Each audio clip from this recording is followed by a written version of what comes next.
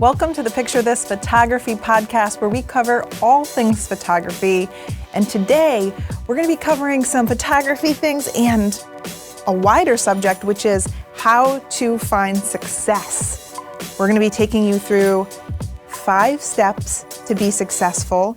And I think our 5th step is good for the most driven people. It's a really overlooked tip that I think people need to consider. Let's tell everybody who makes this possible. This podcast is sponsored by Squarespace. Whether you need a domain website or online store, make your next move with Squarespace. They have beautiful designer templates. If you can drag and drop, you can make a Squarespace website. It's just that easy. So start your free trial today at squarespace.com/Tony and enter the offer code portfolio to get 10% off your first purchase. Thanks, Squarespace. I do think having a good web presence is a key to a lot of people's success, and Squarespace is a great place to do that. So check them out. Actually, I was looking for I can't even remember what service lately, but none of the places had a website except for one, and it looked decent, so I went with them because I was like, they just know basic things. Yeah, at least you know they're from this decade, right? Yeah. So step number 1 is to define your own success. And that's more complex than it might seem. This one is important, though, because so many people just go chasing what other people think will define the word success. So, how many of you have known a doctor or a lawyer that gets into that field and then they're actually doing it for 5 years and they're like, I hate this lifestyle. This isn't actually what I wanted. Well, when I was a kid, I had that poster on my wall with, it has a house and it has a 5-car garage and there's a Ferrari and a Lamborghini Countach, and you is have that success? I think everybody had that from my generation. I didn't, but I do think for some people that's success. I think some people think the more money you have, the more successful you are. Some people think the more power you have, the more successful you are. You have to figure out what's important to you, and I think that takes some soul searching. I think you have to find out what makes you happy and what's important to you in your life. And then you have to go for that goal, because you don't want to work so hard to get to a place where in the end, when you have all the things that you thought would make you happy, you realize, oh crap, it doesn't. My life is empty. So maybe... Our plan here will allow you to kind of catch and change your definition of success as you go along. And I also want to point out, we're not here to judge. If your definition of success is a ton of money, then okay, this plan will work for you. Fine. If your definition of success is just getting to spend more time with your kids while making enough money to be comfortable, that's awesome. It has to be whatever you want success to mean. For me, it was having balance in my life. I didn't want to have to work so much that I never saw my daughter. I didn't want to never see Tony. So that was one of the things I really needed for me to feel successful, is I needed time with my family.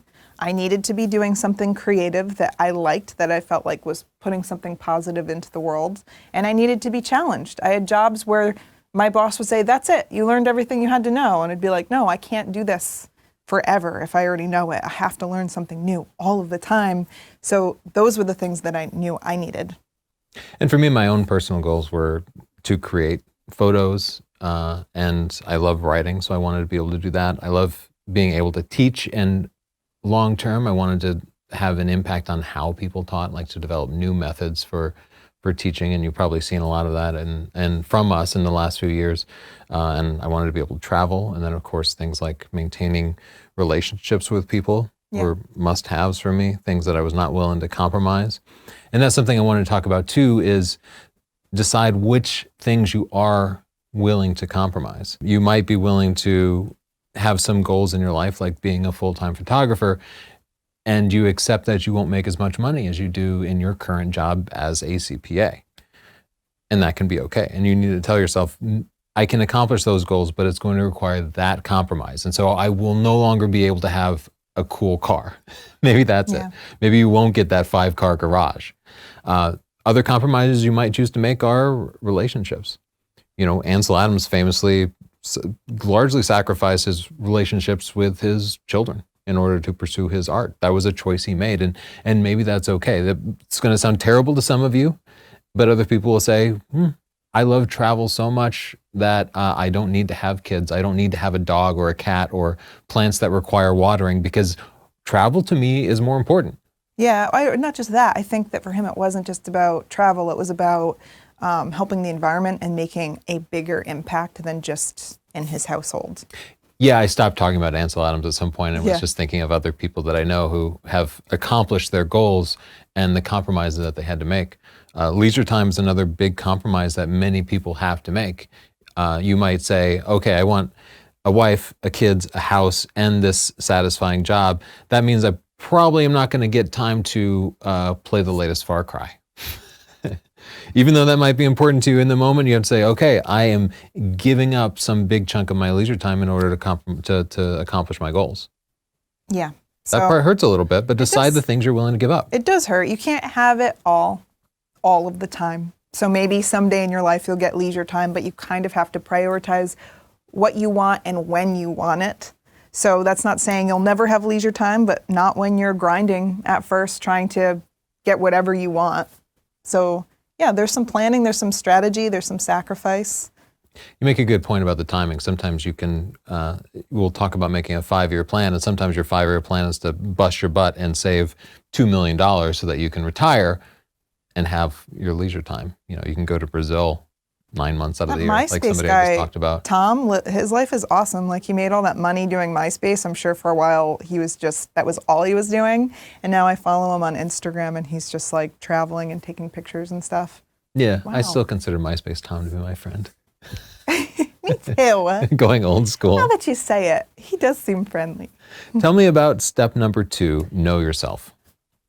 This one is another one that's it's difficult. It's really difficult to just know yourself. It takes some introspective actions, but this is why it's really, really important. You have to know your strengths and weaknesses.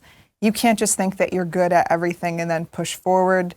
And you also have to know, like I was saying in step 1, what makes you happy. So take some inventory of who you are as a person. Just to give examples of this, I know that I'm not great at math stuff. So I don't just say math's not important, or let's just fly by the seat of my pants and hope that doesn't come up.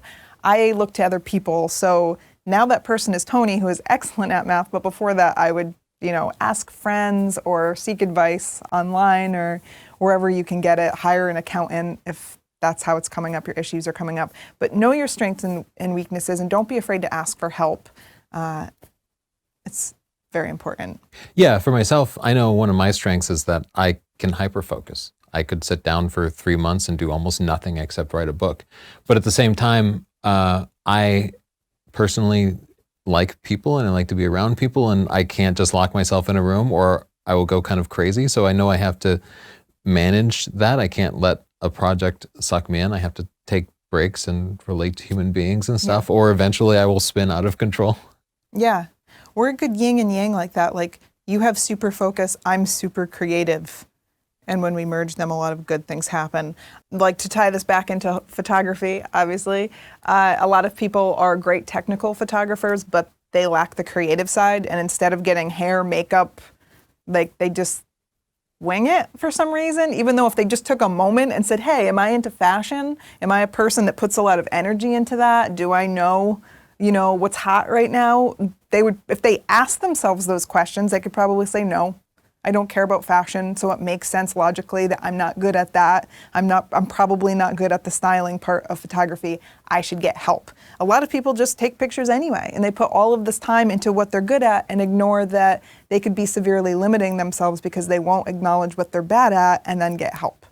So. And that brings us perfectly to point number 3, which is to build a team. Yeah, this is really important. So like I was saying, if you're not good at math, find someone that is. You might be saying, Chelsea, I don't have a Tony. Well, that's okay, because there are tons of places where you can build your team where you don't have to have the money to hire people. You can find a friend and they might want to go into business with you. You can find a local business group where people network and they help one another and they find resources, and you don't have to actually be working on the same business, but you can be working on the same overall goal of like strengthening your business skills. You can go on the internet, of course. There are tons of forums where people give advice and feedback. There are plenty of ways to build a team where you don't have to hire people to work for you. But if you can hire people to work for you, it's awesome. Because like I said, Tony's really focused and good at math. Justin, who's off camera right here, this man can hunker down and get crap done like you can't believe. Nothing makes his attention span go away. And I need someone like that in my life. Yeah, we have built a good team for ourselves. Yeah. And there are members of our team that you don't see. Like we have a bookkeeper and a CPA. Yeah. It would be great if we could handle that stuff in-house, but we all kind of suck at that stuff. So we found somebody who's great at it and we give them some portion of money and then we take that extra time and we try to make some more money so we can pay those people. Yeah. Yeah. But that comes from knowing yourself. Yep. Or making mistakes and learning from those. And step number 4 is really important, and it's to make a 5-year plan. We have some examples of 5-year plans, but I'll say that we're sitting here in front of you today as the result of our own 5-year plan. And it's not a 5-year plan that at all went the way we expected it to go. No. And I don't know if you remember our own 5-year plan, but it involved us creating a photography book. And having the #1 photography book in the world. Yep, and that was Stunning Digital Photography, and we actually accomplished that faster than we expected. Yeah. But it also involved being able to spend time with Madeline Yeah. and being able to travel. There were some things we weren't willing to compromise, like we weren't going to spend too much time away from her. And that meant we would need to probably not make as much money because we couldn't be traveling 6 months out of the year. Yeah, some things suffered because we wanted to spend time with her. That's very important to me and you. Yep. I'll also say I had 5-year plans that failed before that. Yeah. And that might happen to you too. So an example is I was teaching piano lessons before we started doing the book. And first of all, if your kids take piano lessons or you take a music lesson, you know they usually happen after school hours. That meant when I was teaching, I couldn't be with my daughter. And the pay was terrible. The pay was really bad. I could not afford most basic things you need to live. So I had a 5-year plan to start my own music school because I thought that if I had a music school, other musicians would be making money for me too. I could pay them. I'd be making enough money to be able to afford food and normal things, and then I could spend time with my daughter. I started my 5-year plan. I started hashing out numbers, even though I'm not great at math. I started putting in ideas and finding buildings and how much rent would be and started planning it, and I realized with overhead, with the time it would take me to manage the other teachers, and with the time I'd need to also teach to make money, I wouldn't be making enough to be living that comfortable, and I would have even less time. And I completely abandoned that 5-year plan. I said, no, that's actually not what I want. That's not time with my daughter. That's not time with my family. That's not traveling. That's not being creative. That just seems like a dead-end road for me. I'm sure that works for someone else, but not for me. And I abandoned that 5-year plan. And you might abandon yours too. But that's okay. Yeah, we're actually talking about point number 5 now, but we'll get to that in just one second. I wanted to share a 5-year plan that I kind of put together for a sample portrait photographer. So this is a sample 5-year plan, what someone might want to do. Yeah, and I guess what I want to recommend is you start with your 5-year vision. 5 years, because 10 years is kind of too far out there. The world changes too quickly to see that far in the future. But 1 year kind of isn't far enough to get a whole lot of big things done. Yeah. So 5 years is kind of this perfect medium. And maybe as a portrait photographer, you want to be the top photographer in your area, and maybe you want to make $200,000 a year. Just rough numbers. So you start from there, and then you kind of break it into smaller steps. From there, you could back it down to where do you want to be in 1 year. And then maybe in 1 year, you want to have shot 30 paid portrait sessions, making just a total of $4,000. Yeah. Or maybe it's something more. And you have some number of reviews on Facebook and Google, and you have maybe you have 1,000 followers on Instagram. These are just some sample numbers that you could put out there. Yeah. And then from there, you back it off a little bit more, back it down to 6 months and say, what can I actually get done in 6 months? I can't get all that done, but maybe in 6 months, I need to have 10 paid portrait sessions and I need to have made just $1,000, factoring in that some of your early portrait sessions are going to be a little cheaper. Back it down further to what do you need to get done in 1 month? Maybe you tell yourself in a month, I just want to have shot 4 sessions. They could be free or paid, or whatever. I just need to get out there in front of people, and I need to get some of those people to write me some reviews on Facebook and Google, and I need to start building a good Instagram presence. I needed to make some good pictures and put them on Instagram and start letting people kind of get to know me. And that brings you down to your plan for today, an actionable plan that you get done today. And I don't mean first thing when you wake up in the morning, but maybe today. Maybe you stay up a little bit late and you actually get it done. And things you might want to do today would be to actually create a web presence for yourself, create a portfolio, a website. Go onto Instagram and set it up if you don't have it. Put one good photo on Instagram. Just get a start. Today's plan shouldn't be overwhelming. It should be tangible. It should be something you get done, but you should do something today. Yeah. And right now. It's okay if it's small. Sometimes you need something to just feel manageable and small so you can get started. So you're not dreading starting. Just make it small. Okay, here's something they can do today. They can go to our sponsor's website, squarespace.com/Tony, and you'll get a 14-day free trial with no credit card. You can set up a website. It'll look great. You can put up your pictures there. And they don't have to be the pictures that you will have in 5 years. They should be the pictures that you have now, because it is important to take some kind of action. And if you put those pictures up and you're like, oh, I can do better than this, then good. go do better than that. But start with something today. If that Squarespace website sounds good to you, go to squarespace.com/Tony and get that free trial. And if you decide you love it, at the end of the trial, you can use the coupon code PORTFOLIO for 10% off. Even if you don't keep it up, just setting up the website, you did something today, and you can sleep well at night knowing that you accomplished something. I always look at mine before we go do something new. Like if we travel again, I look at my travel section. I'm like, oh, all right, I think I can do better than that. Kind of motivates me to beat myself.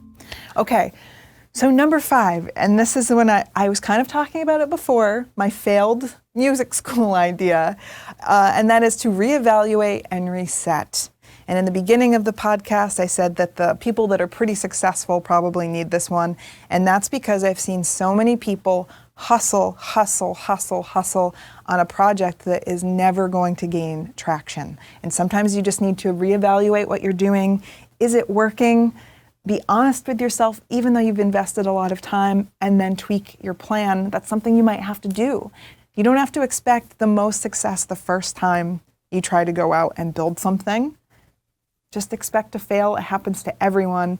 And along the way, you're going to have small successes and that eventually lead you to where you want to be. So you were talking about how YouTube wasn't even a part of our plan initially. No, it had no part in it. My plan was just to make an ebook, because at the start of this plan, I assumed paperback books would be completely dead by the time 5 years rolled around. Yeah. I just completely missed that call. Yeah. But if you'll notice, our ebook was published in 2011 and our paperback was published about a year later in 2012. And it's because 6 months into that plan, I reevaluated and realized the ebook was never going to do well without a paperback.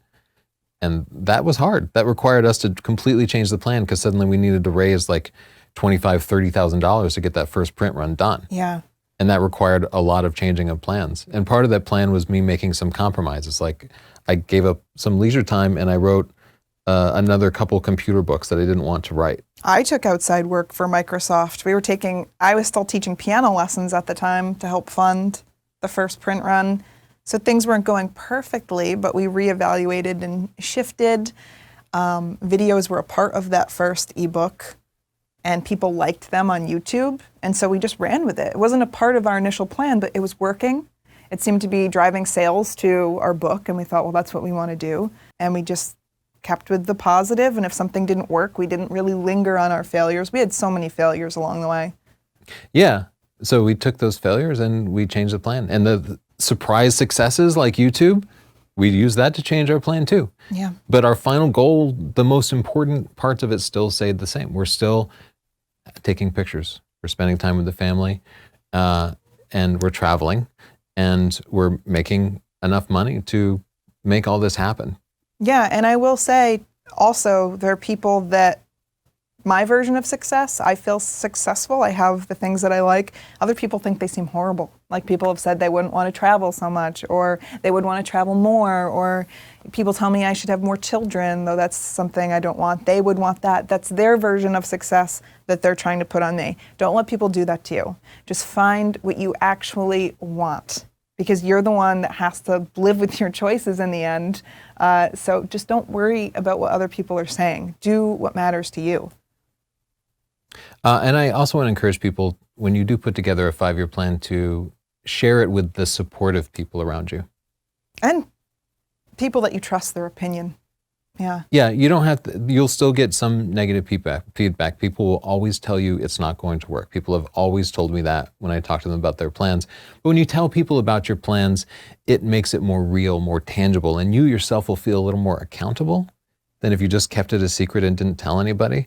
It's actually one of the secrets of successful diets. Like, you tell other people about it and then you feel like maybe they're watching you a little bit. I better get skinny. It's different than if you just keep stuff a secret, because you can betray yourself a lot easier than you can betray other people.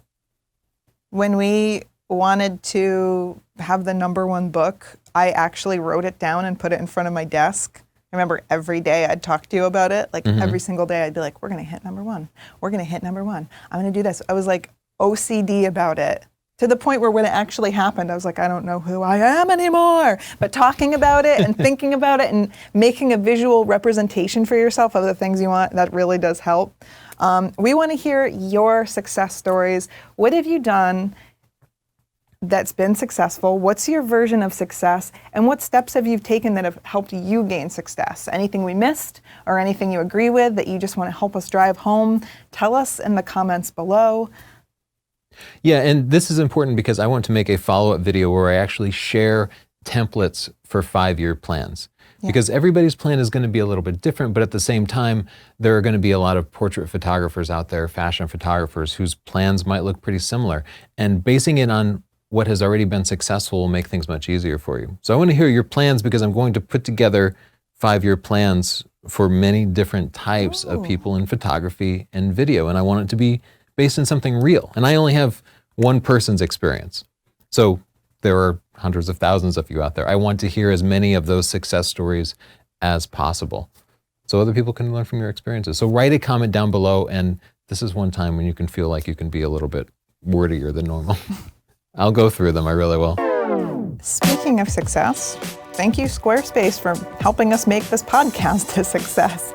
If you'd like your own Squarespace website, you can get a free trial today. Go to squarespace.com/Tony, and if you decide that you like it, use the coupon code PORTFOLIO to get 10% off. Thank you so much for watching our podcast, Picture This. Please subscribe, and we'll send you more episodes. Thanks, guys.